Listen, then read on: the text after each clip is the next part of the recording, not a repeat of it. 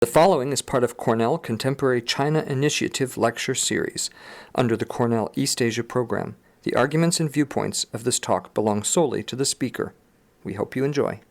And for our last talk today, we have our very own Professor Shanjun, who joined the Dyson School in 2011 as an economist, and he had been working prior to that with a think tank in DC, yes. Had been there several years since finishing his PhD in economics at Duke. So we're very happy to have him here. Since arriving here, he has, of course, published many interesting things, but also has recently co-founded, together with Pamela Jia, the CISR, the Cornell Institute for China Economic Research, which has often partnered with us, CCCI, with this lecture series. So, without further ado, let us welcome Shanjun. All right, and thanks to you all for coming. All right, so I have to warn you, today I'm going to show a lot of things that are quite depressing, and you know, in this kind of weather, in this type of political environment. But in the end, there will be something more positive. So stick with me till the end if you can. Okay. So I'm going to talk about environmental and energy challenges and policy options in China. Okay, in 2005, China was the largest energy consumer, accounting for 24% of world total energy consumption. Okay, 24%. I want you to think about these numbers really for a moment. By far the largest coal consumer, 50% of world total coal consumption. The largest CO2 emitter, 30% of world total. The largest automobile market, 26% of world total automobile sales. Okay. So these shares are only getting bigger. That is, these things are really have very big implications if you think about it. Think about energy demand, right? We know energy demand, for example, oil is inherently now actually world market. So anything happens in China in terms of automobile demand, in terms of gasoline demand, is going to put pressure or affect oil market, affects the price VP here in the United States. Okay, think about CO2 emission, right? CO2 we know is a global pollutant. A ton of CO2 emitted from China is no different from 1 ton of CO2 emitted in the US in terms of its impact on climate, in terms of impact for the world. Okay, so we care about not only CO2 emissions from here, but also in China and elsewhere, right? So domestic policy in China really have global impacts, and that's why we really should understand what's happening in China, and really that can inform us in terms of policy making in the US. Because of these numbers that I mentioned, okay, air pollution and traffic congestion really have become the most pressing challenges in major urban areas in China. I'm going to talk about these two issues, and actually going to focus on traffic congestion in the later half of the talk. In turn, this will air pollution, we know actually affect quality of lives in urban areas. It really affects firm location, affects labor productivity, affects human capital investment, and affects, in the end, economic growth in the long run. Okay, so this shows GDP growth on the right axis and energy consumption on the left for the past more than 50 years. Can look at the increasing GDP, that is this black line here. So we all know its annual average is about 10% during the last 35 years.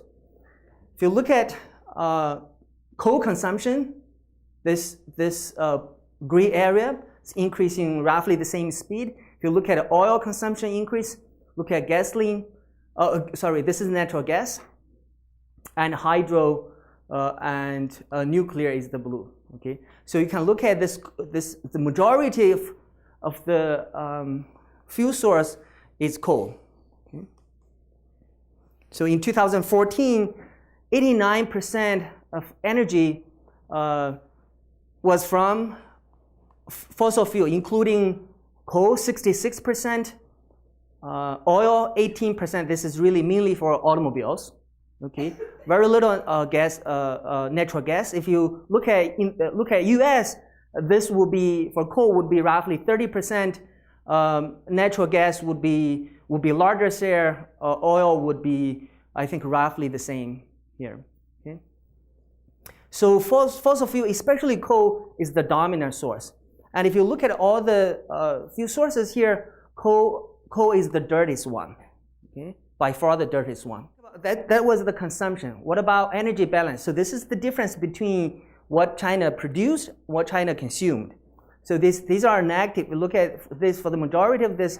Actually, these are negative, meaning China has been importing oil, okay, and also increasingly coal, natural gas from other countries.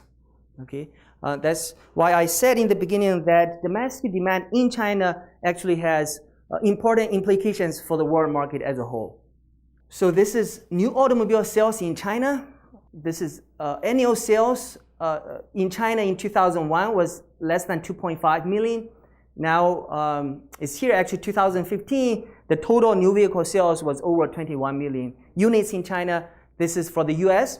China surpassed the US in 2009 to become the largest automobile market. Okay? So the dramatic increase here in oil consumption was largely driven by the increase in vehicle ownership in China. Okay. All right, so this is crude oil consumption in China in orange and the world blue. This is relative to 2001 level. So everything is relative to 2001. If you look at the increase in oil consumption in China, and then the blue bar are the world total consumption relative to 2001 again. If you look at this orange bar relative to the blue bar, China accounted for 46% increase in world oil consumption during this data period. So this is CO2 emission. Again, relative to 2001 level, orange is for China, blue is for the world. During this period, 2001-2013, the increase in CO2 emission in China accounted for 60% of growth in global total. So the next, I'm going to show you a few slides about environmental quality or environmental issues in China. And before I show them, and we all understand there's big issues, environmental degradation is a big problem there. And if you think about why we had these issues, I call them really, this is a perfect storm for China. So several really important factors combined together that contribute to the really dramatic degradation in terms of environmental quality in China during the past 15 years. Okay? So the first one we all know is the unprecedented growth in the industry sector and vehicle ownership that I showed you. And China heavily relies on fossil fuel, especially coal, for energy, as I showed you as well. We also know the political environment. The political personnel system is a top-down approach. That is, the government officials at the federal level appoint provincial government officials, then they in turn appoint government officials in the municipal and in county levels. Okay? And the most important criteria, used to be really the sole criteria for promotion, was GDP growth. Okay? As a result, government officials really have a very strong incentive to do all kinds of things to increase their GDP growth, including attract a lot of very dirty industries, petrochemical, plastic production, petroleum refinery, those type of stuff, to increase GDP without giving really a lot of thoughts about the environmental consequences. Okay? So environmental protection really was an afterthought for a lot of government officials in making decisions how to actually balance the economic growth and environmental protection. Okay? It has changed during the last 5 years. I'm going to talk about them toward the end. So at the same time, China had really very lax environmental regulations and enforcement. And to give you sense, China's, we know in the United States, the Environmental Regulation Agency is Environmental Protection Agency, okay, EPA. China's counterpart is Ministry of Environmental Protection, was established only in 2008 as a cabinet level ministry. Okay. In the US, we have about 17,000 employees under EPA. China's MEP employs about 2,600 people. Think about, compare the size of the population, the country, and this is much smaller number, of course, right? Another important issue is that local government bureaus, local environmental regulators, or think about these are local MEP offices, are actually part of local government. In the US, EPA has regional offices, but those regional offices are directly managed from EPA in DC, okay? So regional directors are actually appointed by EPA director. But in China, the local environmental bureau chiefs are actually appointed by local government officials, right? And think about, these are really environmental enforcers, right? Regulation and also monitors. And they have to monitor people who will appoint them later on, right? Or promote them later on. So this creates, of course, perverse incentive in terms of environmental regulation in China. Okay. All right, so I'm gonna, as I mentioned, show you some quite nice pictures. So this is one of them, this air pollution. This is from Hebei, which is the largest steel producer in the world if you don't consider China as a whole as a country. Okay. So there is a saying that if you look at steel production in the world, China is the first. Hebei province is actually second. Okay. Now let's look at it graphically. Compare Beijing's PM 2.5 and LA. LA is considered an area in the US with the worst air pollution, right? For those of you who don't know PM 2.5, this is called particulate matter. These are fine particulate matter with diameter that is less than 2.5 millimeter. Okay, 2.5 millimeter is about 1/30 of a human hair. So it's tiny particulate matter, and these are really damaging to human health. During the past 20 years, actually 25 years, there were a lot of medical research and really a lot of research that look at health impacts PM 2.5 and found them to be very damaging to human health because they are really small. You can breathe them. They can then go deep into your lung and bloodstreams, cause lung cancer and cause heart problems. Okay. So if you look at the daily concentration here in China in orange from 2012 to 2013, and the black is this is for Beijing and this is for LA. Okay. I also want you to look at the EP categories here. So this level is good to moderate. And this range is unhealthy. This is very unhealthy. This level above is what EPA calls hazardous, meaning EPA actually will advise people not to go outside. Okay, but that happens quite often in Beijing. For those of us who lived in Beijing, we all know this. But this is the record before the state was nearly 600 micrograms per cubic meter. This is the measurement we use.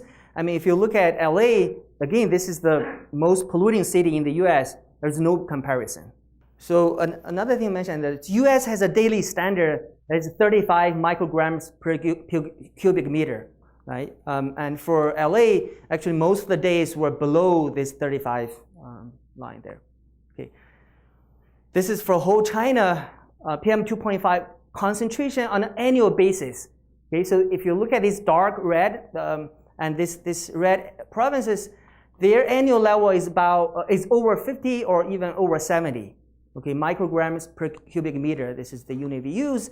If you look at the U.S. annual standard, 12. Okay, WHO World Health Organization guidelines is only 10. So for most, actually, we know that this part of China has a lot of population. So for most of these areas, the concentration level is 4, 5, 6, 7 times the WHO guideline. Okay, we know air pollution is bad. Okay, what is the cause of air pollution? So there are a lot of research on that. Well, it's not quite recent anymore because this old slide. There was an article in Nature, September 2015. They estimate that air pollution accounted for 1.3 million premature deaths in China in 2010. And this number accounted for 40% of world total premature deaths. Okay. 2007 World Report, they estimate the cost of pollution in China, and the health cost of air pollution, health cost alone was 1.2 to 3.8% of GDP in 2013. I can give you a quick idea how they estimate this cost. What they use is so-called dose response functions, right? They have data, for example, in terms of air pollution and mortality and morbidity rates in different locations in the US or elsewhere. They try to find the relationship between pollution and mortality rate. And they try to estimate that relationship. That's called dose-response relation. It's well established in the medical literature. And then they can use those functional relationships to estimate, well, if China's air pollution was lower than what we had before, for example, as low as the World Health Organization guideline, what would happen to their premature deaths, right? And these are what happened to all kinds of disease. And health cost is only one part of the cost, of course. Okay, there are other costs. Okay, a 2012 MIT study estimated the health cost of air pollution to be $112 billion in 2005, 5% of GDP. Okay? So these are really big numbers if you think about it. Okay. All right, soil pollution. About 20% China's farmland are polluted from industry wastewater, and the levels of organic pollutants are often 20 times the standard. Okay. Water pollution, 60% of groundwater are contaminated, 90% for cities, and 2/3 of China's rural population use water contaminated by human and industry waste. Okay. As a result, especially for rural areas, so Ministry of Environmental Protection classify 459 villages as cancer villages. They are, if you look at location, it's not surprising. These are located in heavily industry areas with actually a lot of so-called industry clusters. Okay, cluster of textile firms, cluster of steel mills, etc. Okay, and if research has found that water pollution is the main cause for cancer villages. Okay. These are really, as mentioned in the beginning, kind of diarying pictures. You might ask, where do we go from here? Okay. So some of you actually saw these pictures before. So I put these two pictures. These are two pictures in different continent and different time period. Okay. I want you to guess what is this about. What was this? And then what was this? Exactly. This is actually Dust Bowl from the U.S. in the 30s. That happened in the Great Plains, Texas, Oklahoma, those areas. And the main cause of the Dust Bowl was, well, a combination of weather, but mostly erosion of topsoil due to intensive agriculture. And this is Ningxia in 2010 in China. Okay, this is one of the sandstorm episodes. Okay, so these two. Well, this is New York City, George Washington Bridge. Okay, this is was from 1970. Okay, and this you can't really see this much of this, right? And then this is this is Beijing. Okay, sometime actually very often this is Beijing. Okay. So you think about, well, U.S. had very bad environmental issues in the 60s, 70s, or 50s, 40s, even earlier. We all know, if you study environmental history, there were a lot of environmental disasters, right? One of them was London smog, 1952. 4,000 people died during that a few days, right? So there were incidents like this in the U.S. in Pittsburgh, in a place called Dinora. There were many people died in a short span of few days because combinations of air pollution and bad weather conditions. So how did U.S. do it, right? How did UK clean up their air? Okay, environmental regulations in the U.S. So 1970 was a very important year. Okay? And before 1970, many things happened, including, I don't know whether you know this book called Silent Spring by Richard Caution, and many also bad environmental incidents, and that lead to environmental movement. And Richard Nixon created EPA in 1970. They also passed Clean Air Act. This act is very important. The goal of that act was to regulate air pollutions. So they set up what they call National Ambient Air Quality Standards. And for 6 pollutants, including carbon monoxide, sulfur dioxide, particulate matter, it was PM10, NOx, NO2, and ozone and lead. They said, well, for each county, right, you have to actually comply with the national standard. If you don't comply, then we are going to pull out federal funding. You are going to suffer from consequences. So you have to do anything you need to do to make sure you comply with the air quality standards. So different states use different strategy to do that. This was a very important regulation in the US in terms of environmental regulation. Numerous laws passed since 1970. They address a lot of things: clean air, clean water, energy conservation, hazardous waste, pesticides, and more recently toxics from power plants. Okay, let's look at what happened from 1970. Okay, actually to a large extent due to environmental regulation. Look at SO2 air quality, right? So from 1980 to 2010, there was a 23% decrease in national average in terms of SO2. In terms of NO2, there was a 52% decrease in national average. Okay. Carbon monoxide, 82% drop, and 28% decrease in ozone. Okay. So it's a remarkable improvement during this 20 years, actually 30 years, right? Okay. What's the result of environmental this effects of environmental legislations? Well, we all know the air now is very good, but if you look at the health consequences or health benefits, right? If you look at 1990 alone, there are studies show that clean air programs prevented this year alone over 20,000 premature deaths, this many cases of chronic bronchitis and heart disease, asthma attacks, all these things, and also 10 million lost IQ point in children from lead reductions. Right? These are numbers that are produced by researchers. Okay, and these are the health benefits in 1990 alone. Okay, and there are recent studies that actually show that try to quantify the benefit of Clean Air Act in more recent years. For example, they found that premature deaths was reduced by over 160,000 in 2010 due to Clean Air Act regulations. Okay? So I showed you the progress that U.S. made during the last 30-40 years. Okay? And I mentioned briefly the environmental regulations, the big regulations. Now I'm going to go through very quickly approaches to environmental regulation. Okay, so think about China. There are many options on the table, right? Some have tried by other countries, some have not on a large scale.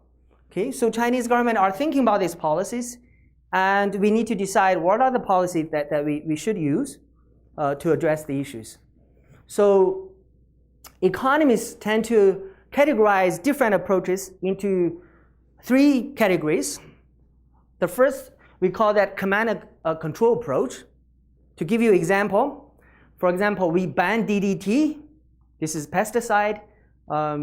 we ban CFCs. These are ozone depleting CFCs. And we have this type of regulations, complete prohibition, okay, of use of some of the chemicals. We can do that. Second type of command control approach is less forceful, but the government essentially mandate firms, okay, coal-fired plants or chemical companies or petroleum refinery companies to use the best available technology on the market in terms of environmental performance. Right? You have to do that. So government can mandate that. So these are called, these are kind of are within this command and control approach. Okay, think about the pros and cons, right? Well, because the government has a lot of control, right? So you can expect some results will be achieved, right? In terms of the environmental performance, you can expect that certain improvement will be achieved, okay? But you have to think about at what cost, okay? The second approach is called market-based approach, okay? This approach basically consider clean air, clean water as resources, as natural resources, okay? And we need to think about how to allocate these resources, just as we think about how we allocate goods on the markets, computer, clothes, or anything that we purchase on the market, right? And we know for things that we purchase on the market, price is the mechanism which guides us where these goods should go to, or who the goods should go to, right? The goods should go to those who value these goods, those who value them the most, right? So this approach basically says, well, let's think about really treating air and water as natural resources, and let's think about use market mechanism to allocate resources, right? That is, if you power plants, you pollute, you generate pollutions. That is, you are using clean air for your production, right? And you need to pay for the input, that is clean air. Under this approach, for example, as I mentioned, if you need to pay for clean air, we call that tax. Example is carbon tax. If power plants, you generate carbon emissions, for each time carbon emission, you need to pay a price. Okay, how much you need to pay depends on the damage carbon does to the society. Okay, so we need to quantify that damage. Gasoline tax is another kind of tax that try to actually control for these damages. Subsidy on electric cars, on other fuel-saving technologies. Okay? This is essentially putting a price on using these resources. Okay? For subsidy, basically, you give you a subsidy to reduce your pollution. Okay? It's the opposite to the tax. Cap and trade. This is, you hear a lot about this, cap and trade. That's another type of market-based approach. The idea is that if you want to use tax, for example, use carbon tax, okay? A lot of times people, consumers or general public do not like the idea of tax, okay? Especially in the US and in other countries as well. One of the reasons is they don't trust the government in terms of how they are going to use those tax revenues later on, right? So some economists suggest, well, let's think about an alternative way to do this, right? We call that cap and trade. The idea is that if we want to reduce air pollution, for example, if we want to reduce carbon emissions, okay, in order to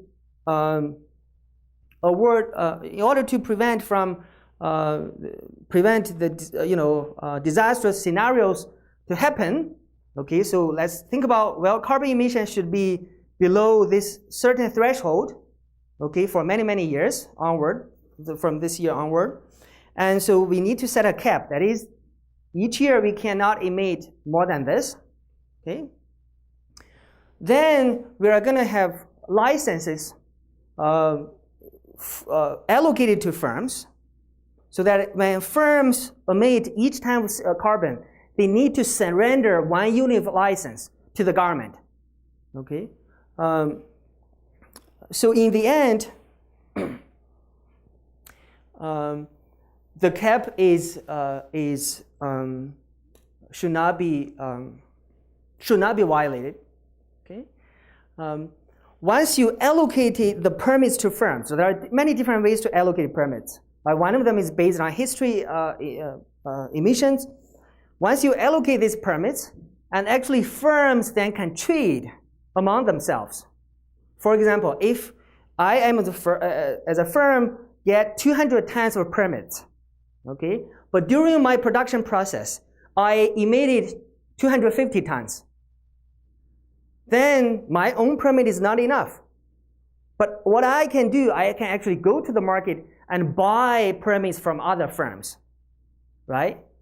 If I produce only 150 tons of CO2 that year, but I have 200 permits, then I can sell the extra 50 tons of permits on the market to other firms, okay? So you allow firms to trade. In the end, the permit, the right to pollute, you can think about it, will have a market price.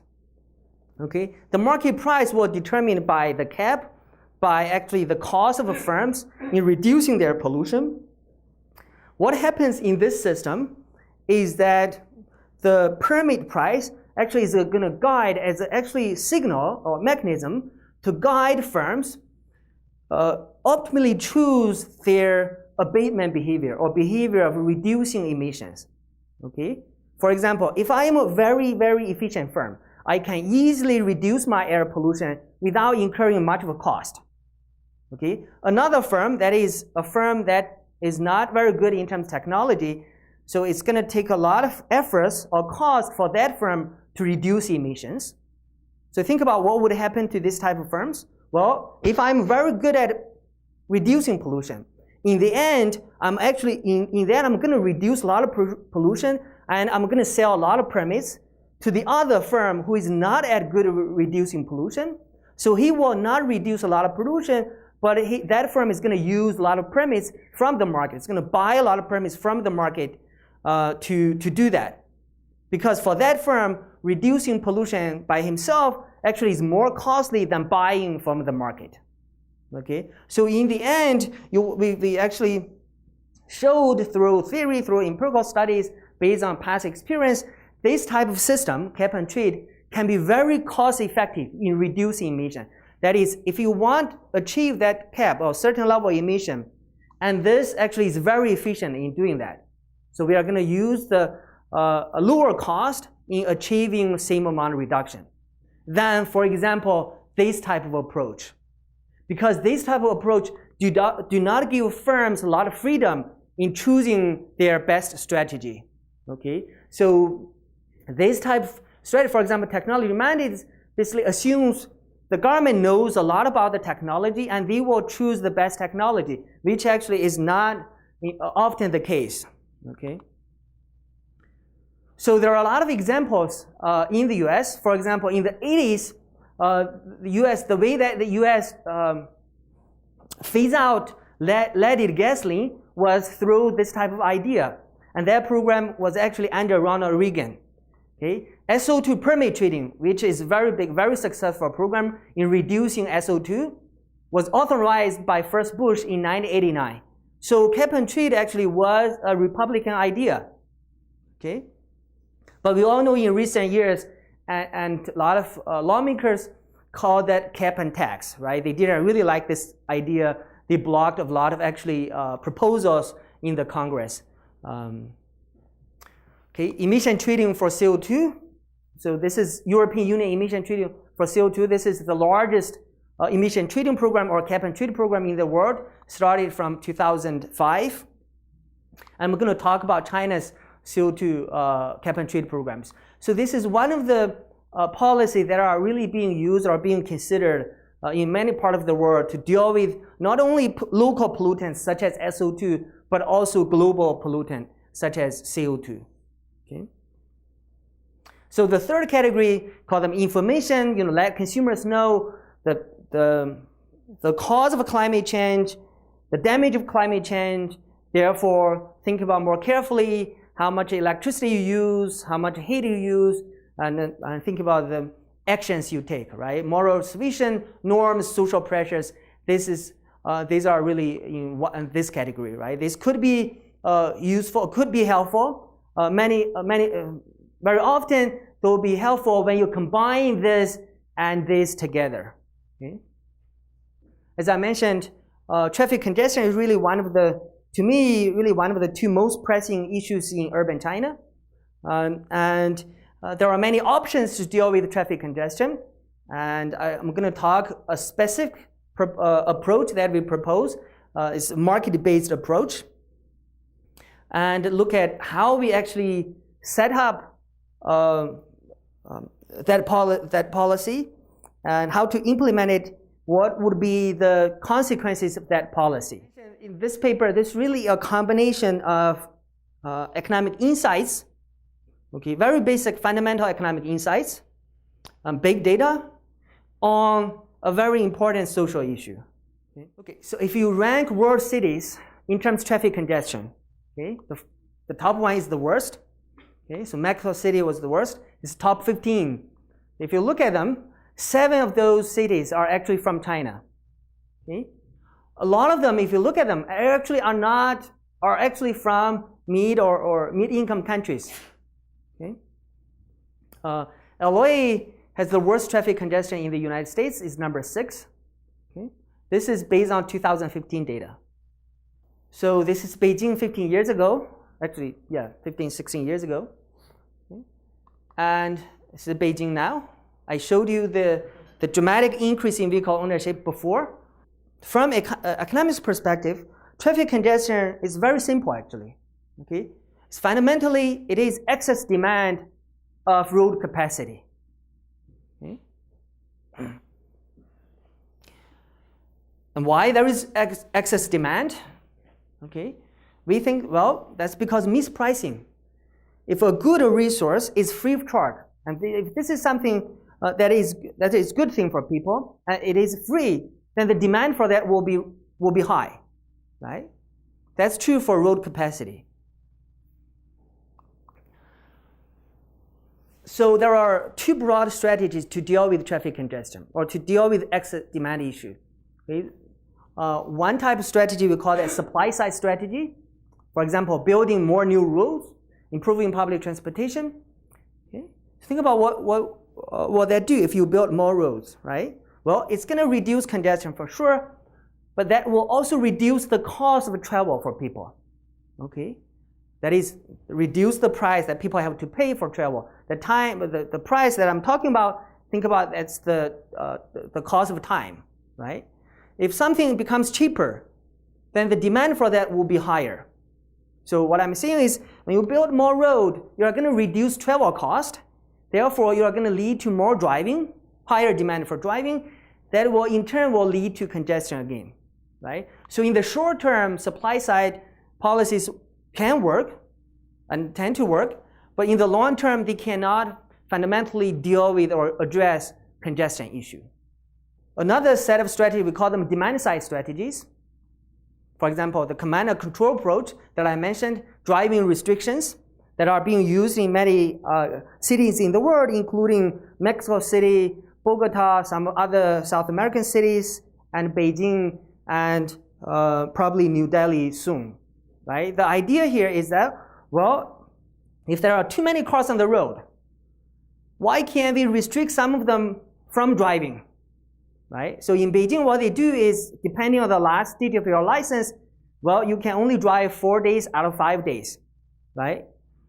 So this is kind of very straightforward, kind of a linear thinking, right? If there are too many cars, let's take some of the cars off the road by forcing people or prohibiting people from driving, right? By not allowing people to buy cars. Okay? These we call them command and control approach. They might work, sometimes actually might not work. The other approach, as I mentioned, we call that market-based or price-based approach. So here we are going to use actually price signals as a mechanism to allocate resources. The resource here is road capacity. The same thing as clean air, right? We can use price signal to thinking about allocate resources. But if you compare command approach and with price-based, we call that congestion pricing. Congestion pricing is going to be much more effective or it's going to achieve the same goal with the least cost. The reason, as I mentioned a moment ago, is that when you use this market-based approach or congestion pricing in this instance, you have a lot of margins. You give travelers a lot of margins to adjust their behavior. For example, when you have a congestion pricing, well, that can induce adjustment for travelers in many margins, such as trip frequency, how many times they travel, what kind of mode they use, what's the time of travel, and what's the route they use. So they are going to adjust their behavior or travel behavior accordingly in an optimal way under this pricing strategy. Okay? So this is actually what we call first best policy in addressing traffic congestion. Okay? And this first best policy addressing congestion was first proposed by William Vickrey in 1955. William Vickrey is a Nobel Prize winner in economics, 1992. He made a lot of very important contributions in many areas of economics, including auction. And in 1955, he proposed congestion pricing to deal with urban congestion in New York City. And then he talked about congestion pricing for urban transportation in general in the US. Okay? In 1963, in his American Economic Review article, he mentioned this. He said, well, in no other areas are pricing practices so irrational, so out of date, and so conducive to waste as in urban transportation. Okay? So basically arguing, well, pricing practices in the US was really out of date. Essentially, there was no pricing. So we had very serious mispricing of road capacity. As a result, we have congestion issues everywhere, right, in urban areas. Okay, if you think more about it, okay, congestion is what we call, economists call a classic externality. Externality arises when my action inadvertently affects other people. Okay? For example, when I drive on the road, I will actually slow down other people on the road.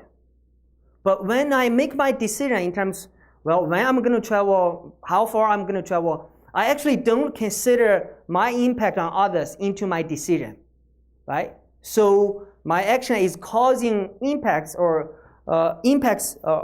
affecting others that I'm not considering or taking into account, and that really the impact of my travel on others is externality. Okay? The same thing is pollution, right? When firms produce electricity, for example, they will make their decision based on the cost of the input, based on the price of the output, but they don't actually take into account the amount of pollution they will produce, right? And therefore, they are going to lead to health consequences. We call them externalities as well. Arthur Pigou in 1920 actually talked about externalities, and he proposed use tax to correct for this externality generating activities. We call that Pigouvian tax. So congestion pricing is essentially one type of congestion cost. That is, if your action is hurting other people, you have to pay for your actions, for the damage that you cause, right? So in terms of congestion, you actually need to pay the cost that you impose on other road travelers, okay? How much should you pay? Well, that's called congestion pricing, right? What's the level of congestion pricing? That's an empirical question. Let's look at, so this is the cost of travel.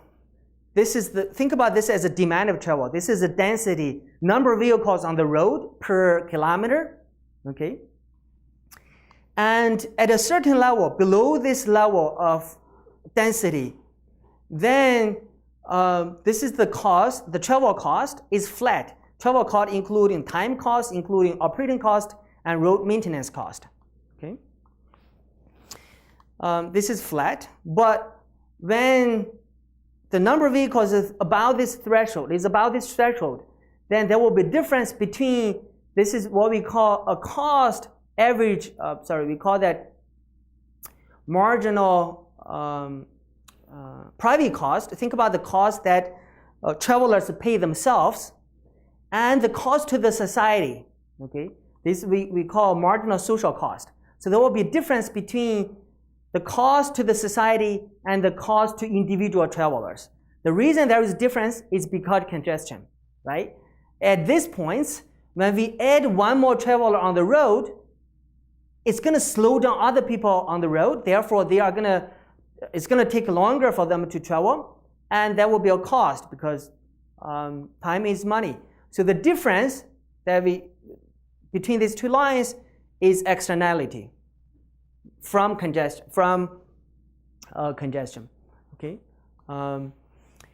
and this is what we call a demand curve for travel. When price is high, you travel less. Price is low, you travel more. So Pigou in 1920 said, in this type of situation, right? He looked at other type of externalities. Well, we can actually impose a tax, okay, so that as a society of a whole, we achieve the best outcome. If you don't do anything, if the government does not do anything, then the society actually will achieve this outcome, this level of density, and there will be big wedge between the social cost and private cost. There will be a lot of congestion. This is not ideal from a society point of view. From a society point of view, this point is the best. Okay. So in order to achieve this point, this level of density or travel demand, we actually need to impose a tax. So the amount of tax should be this much. Okay. So this is the amount of tax. We call that congestion charge. Okay. So in this paper, what we are going to do, we're going to look at Beijing. We're going to try to actually estimate these curves, this curve, this curve, this curve, and try to estimate the congestion pricing. Okay? So that is how much you should charge road users so that in the end, if we achieve a level of congestion, that it actually is optimal for the society point of view. Okay? All right, so there are many cities around the world using congestion pricing, starting from Singapore in 1975. There are several European cities adopting in early 2000. The studies show that these congestion pricing practices actually reduce congestion by 10 to 30% in different cities of the world. Okay? So Beijing municipal government in December 2015 announced that they will introduce congestion pricing. So now they are actually studying congestion pricing, think about how to implement it, think about the potential impacts of the policy. Okay? So what we are going to do is actually really provide suggestions or information for them to use to think about how they should implement the practice. Okay? So this is Singapore. To just give you an idea what they do, this is called electric road pricing. So every car has a, what do you call that, receptor or, and there's also a credit card here. When this car passes this point, this will have a received signal, and there are different things on the at different points on the road. There are many structures like this, and at the end of a month, essentially your charges will be deducted from the credit card. This is we call that second generation congestion pricing. The third generation, which they are thinking about, they are actually planning to adopt in Singapore, is based on GPS. In that case, you don't need this anymore. Okay, what you need actually is a transponder on your car, and that will basically tell the central operator where you are at a given point in time. And if you drive very often during the rush hour and on congestion road, you will receive a larger bill during the end of the month than if you drive during non-rush hours or less congested road. Okay, so this type of policy will really guide people make their optimal decisions in terms when to travel, where to travel. Okay, our goal, as I said, is to estimate that congestion pricing. Okay, the optimal congestion charge. The optimal congestion charge is going to be essentially this is externality or the cost that you impose to other people, okay, when you drive on the road. And that to estimate this, we actually need to know the relationship between the density and speed. Okay? So essentially what we need to know is that given point on time, if there are already 10 cars on the road, okay, if you now decide enter the road, you become the 11th car, how much you are going to reduce the speed, therefore how much cost you're going to impose on other road users. Therefore, we need to know this relationship between how many cars on the road and the speed of those cars. Okay? And this is going to allow us to actually estimate the cost you cause or impose on other road users. Okay? So the data we have is from Beijing. So these are, this orange dot is location of monitoring stations, traffic monitoring stations in Beijing. There are more than 1,500 of them here.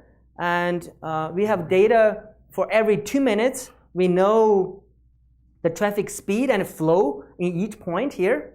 And for a whole year, this is about 500 million observations. Okay?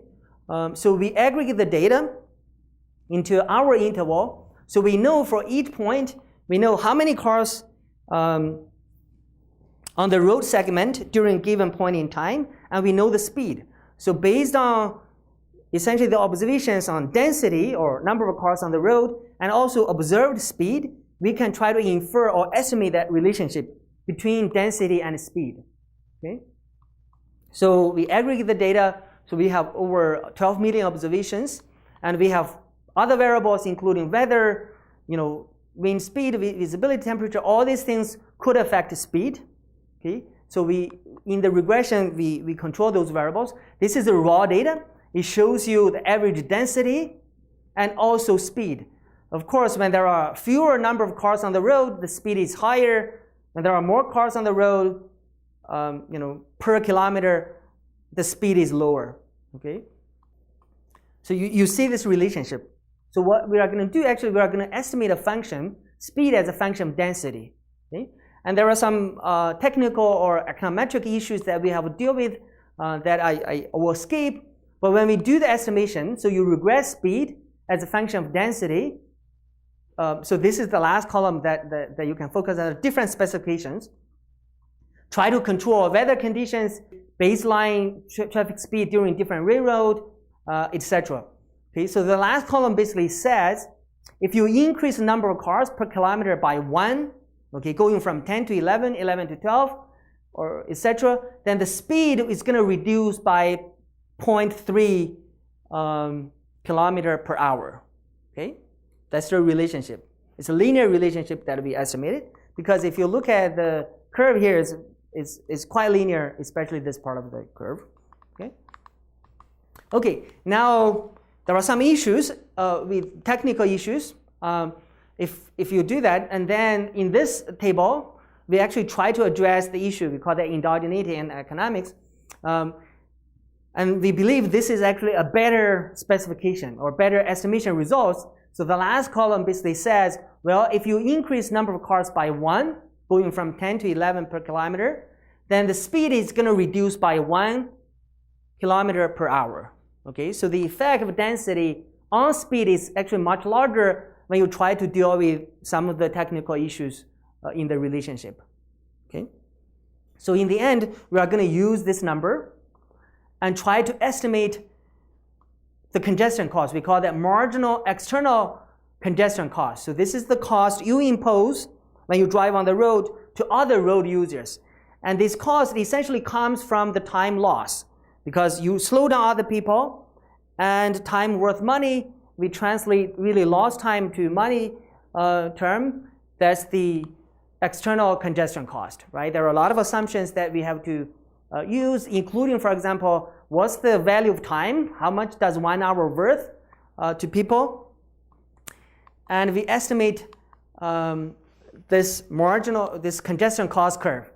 So that congestion cost curve, of course, varies depending on the traffic density. If there are already a lot of cars, you enter into the road, that's going to cause a much higher cost to other road users than when there are fewer cars on the road, right? You see this relationship. When there are already a lot of cars on the road, the congestion cost will be higher, okay?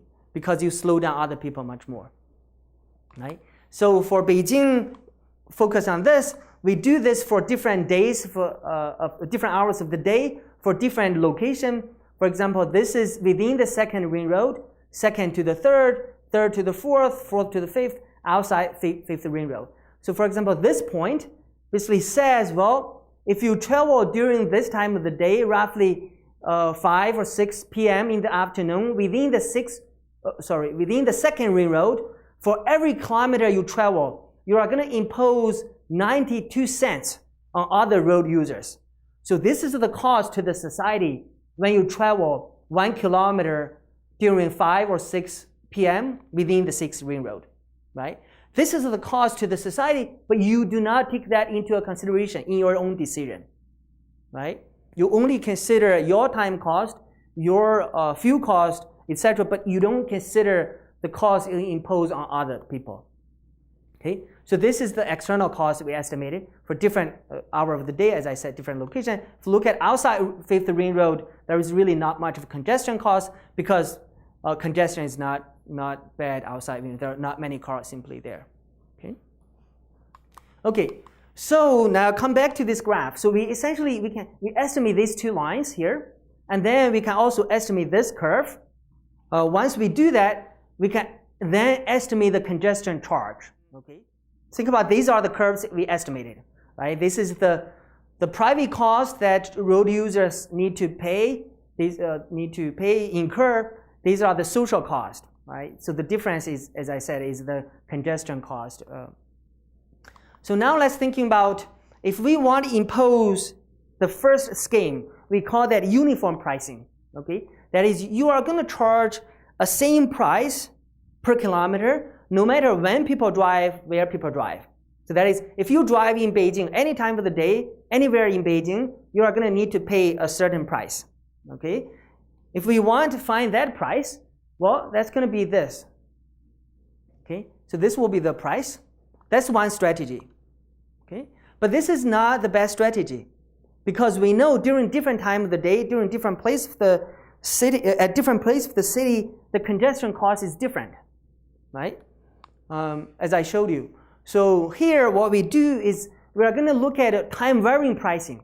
That is, if you think about, well, if you travel during peak hours versus non-peak hours, this will be the demand curve for peak travel demand. This is non-peak hours. And this is going to be the optimal congestion charge during peak hours. This is optimal congestion charge during non-peak hours. Okay, this graph says, well, during peak hours, from 7 to 9 in the morning, 5 to 7 in the afternoon, you have to pay a higher price than when you travel during non-peak hours. The last one is more complicated. This is time varying and location specific.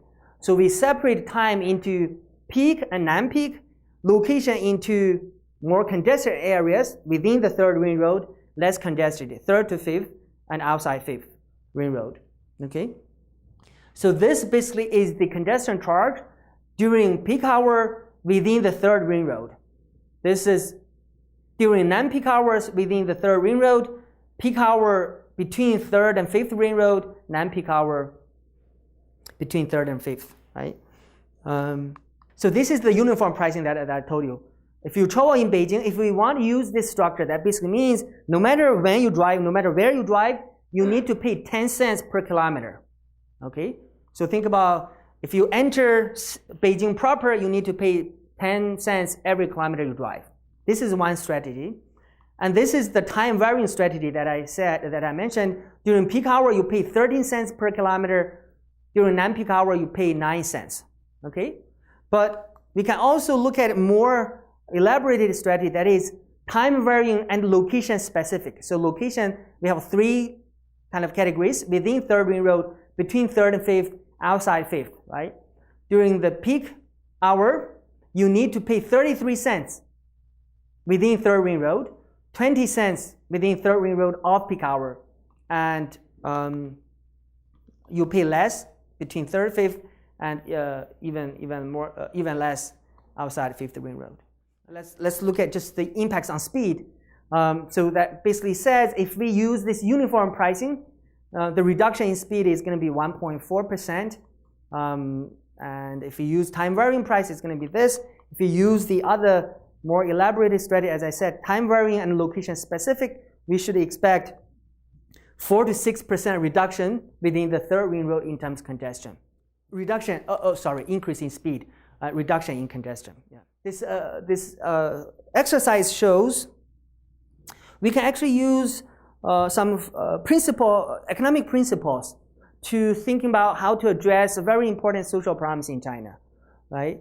What we need to do here actually is to apply that economic principle to the problem using data, using empirical analysis, right? So in the end, the policy we're going to make actually need to be based on empirical evidence, right? Think about, as I said, if we want to adopt congestion pricing, what should be the right level of congestion pricing for different time of the day, for different locations of the day, and what kind of impacts we should expect from this type of policies. So our framework actually allows us to do those things.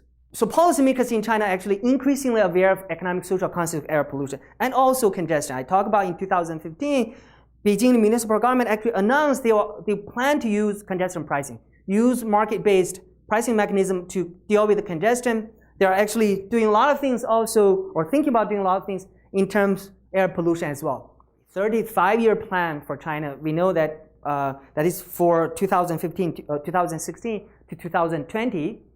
Okay, in that 5-year plan, if you read it, they actually set a goal for PM 2.5 reduction.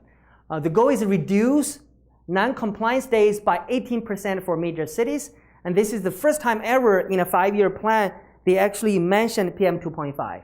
And Beijing municipal government has also its own 5-year plan, and their goal is to reduce PM 2.5 by 30% by the end of the 5-year plan. Okay.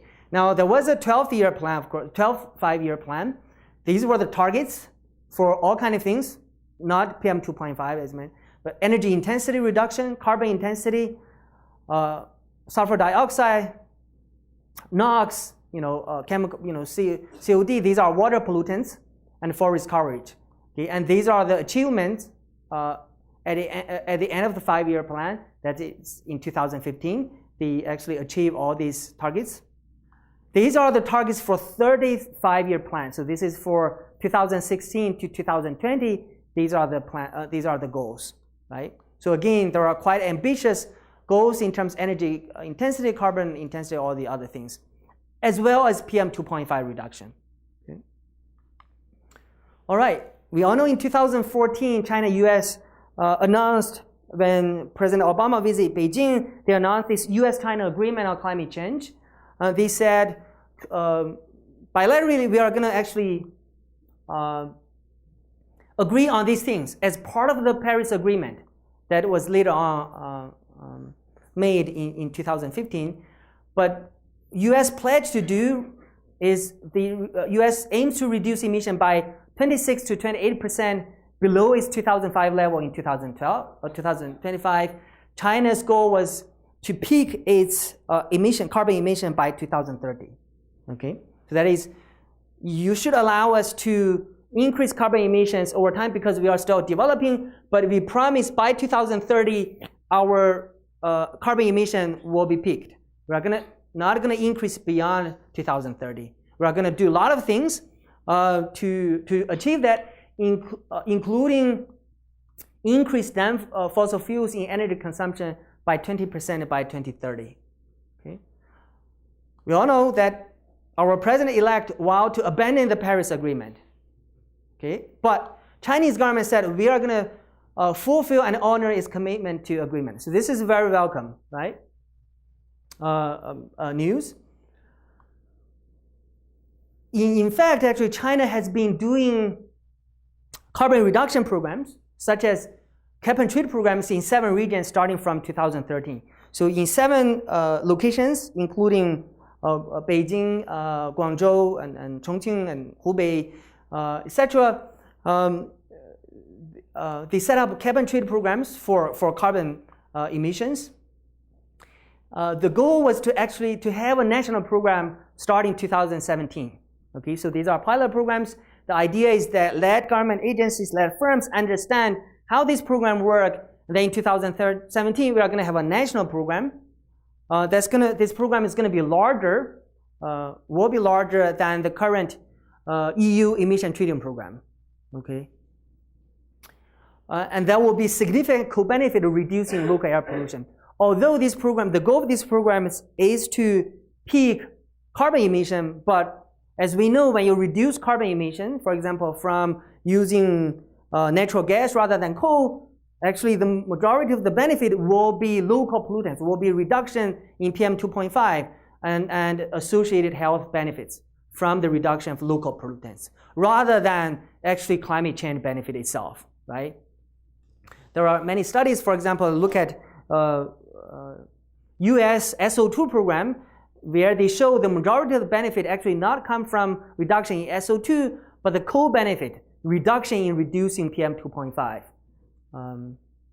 Okay, so I believe that in the process of cleaning up China's own air, China actually is uniquely positioned really to be a leader in climate change, and more importantly, in actually producing clean energy for China, for the US, for the world as a whole. Okay, which China has been doing, but right now, I think China is in an even better position to do that moving forward. Okay, so my overall thought. So this is my overall thought.